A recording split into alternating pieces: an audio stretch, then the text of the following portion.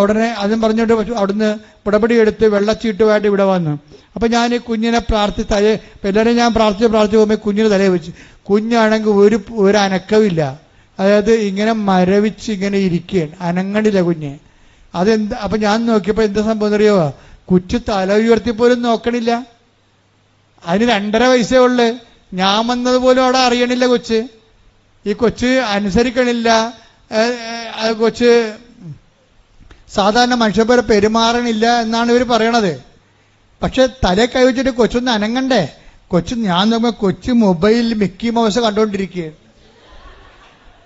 അപ്പൊ ഞാൻ തള്ളോട് ചോദിച്ച്, ഇതിന്റെ കയ്യിൽ നിന്ന് ആ മൊബൈലൊന്ന് വാങ്ങിക്കണ്ടേ, എനിക്കൊന്ന് പ്രാർത്ഥിക്കണ്ടേ? പറഞ്ഞ് ആ മൊബൈൽ വാങ്ങിച്ചാൽ കൊച്ചിവിടെ നരകമാക്കി കളയൊന്ന്. എന്റെ പൊന്നി, ആ മൊബൈൽ അവർ മേടിച്ചതും ആ കൊച്ചി എനിക്ക് വേണേൽ കൊച്ചി കളിത്താറ കുടിച്ച് കളയുമെന്ന് ഓർത്ത് കിടന്ന് കാറാൻ തുടങ്ങി. അവസാനം ഞാൻ മൊബൈൽ കൊടുത്ത് പ്രാർത്ഥിച്ച് വിട്ട്. എന്താ സംഭവിച്ചിരിക്കണത്? ഞാൻ പോന്നപ്പോൾ മാതാവിനോട് ചോദിച്ച്, അമ്മേ ഈ 2.5 വയസ്സുകാരന് എന്താണ് മൊബൈലുകൾ? അപ്പോഴെന്താണ്, അമ്മയുടെ താല്പര്യങ്ങൾക്ക് വേണ്ടി കൊച്ചു ചിണുങ്ങുമ്പോൾ എടുത്ത് കൈ കൊടുക്കും മൊബൈല്. അല്ലാതെ കൊച്ചു മൊബൈൽ 2.5 വയസ്സേ ഉള്ളെന്ന് ഓർക്കണം, അല്ല 7 വയസ്സൊന്നുമില്ല. 2.5 വയസ്സുള്ള കൊച്ചിന് മൊബൈൽ കൊടുത്തിട്ട് മിക്കി മൗസ് കാണുന്നുണ്ടെങ്കിൽ ആ കൊച്ച് ഒരു കണ്ണ് കാണാൻ പറ്റിയ സമയത്ത് തന്നെയാണ് ആ കൊച്ചിന് അത് കൊടുത്തിട്ടുള്ളത്.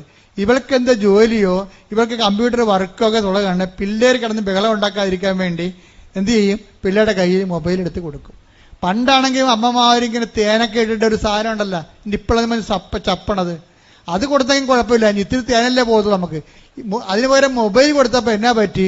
ഇനി ഈ ജന്മത്തെ ആ പണ്ടാടത്തിന്റെ കയ്യിൽ നിന്ന് മൊബൈൽ എടുക്കാൻ പറ്റത്തില്ല. എന്താ കാര്യത്തിൽ നിങ്ങൾ എന്തും കൊടുക്കാം, എന്തും കൊടുത്താൽ നമുക്ക് തിരിച്ചെടുക്കാം, പക്ഷെ മൊബൈൽ കൊടുത്താൽ തിരിച്ചെടുക്കാൻ പറ്റത്തില്ല. കാര്യം കിളവന്മാർ വരെ മൊബൈലിന് അടിപ്പെട്ട് ഇങ്ങനെ ചോദ്യചിഹ്നം പോലെ ഇരിക്കണം ഇപ്പോഴും. കണ്ടില്ലേ നിങ്ങൾ? ഓരോരുത്തരെ കണ്ടില്ലേ? എവിടെ നോക്കിയാൽ റെയിൽവേ സ്റ്റേഷനിൽ ചെന്നാലും ബസ് സ്റ്റാൻഡിൽ ചെന്നാലും ഇങ്ങനെ ഇരിക്കണം കാണാം. വേറെ ആരും കാണത്തില്ല. ഇങ്ങനെ ചോദ്യചിഹ്നം പോലെ കാലത്തിന്റെ മേൽ ദൈവം ഉയർത്തിയ ചോദ്യചിഹ്നമാണ് മൊബൈൽ എന്ന് പറയണത്. അത് ഉപയോഗിക്കുന്ന രീതികളിലാണ് പ്രശ്നം വന്നിരിക്കുന്നത്. അത് നമ്മൾ ഈ 2.5 വയസ്സിന് പോലും നമുക്ക് ശ്രദ്ധിക്കാൻ പറ്റുന്നില്ലെങ്കിൽ ഈ ജന്മത്തെ രക്ഷിക്കാൻ പറ്റുമോ? ഇല്ല.